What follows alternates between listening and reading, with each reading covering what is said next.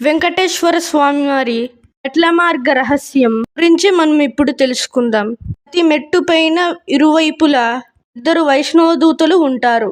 ప్రతి భక్తుని గమనిస్తారు. ఇలా ఎందుకంటే పూర్వకాలంలో వైష్ణవ దూతలు మనుషుల్లాగా వెంకటేశ్వరుని దర్శించేందుకు పోటీ పడేవారు.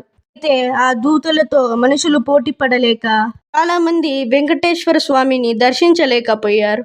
అప్పుడు వెంకటేశ్వర స్వామి వైష్ణవ దూతలకి షరతు పెట్టాడు. మెట్ల మార్గమున దర్శించుకోవడానికి వచ్చే నా భక్తులు ఎవరైతే నా నామాన్ని భక్తితో స్మరిస్తారో ఆ భక్తుల ద్వారా మాత్రమే వైష్ణవ దూతలు నన్ను దర్శించుకోవాలి అని షరతు పెట్టాడు. ఈ కారణంగా వైష్ణవ దూతలు పై ఇరువైపులా నిలబడి స్ఫూర్తిగా వెంకటేశ్వర స్వామి నామాన్ని జపించే వారి కోసం వేచి చూస్తారు.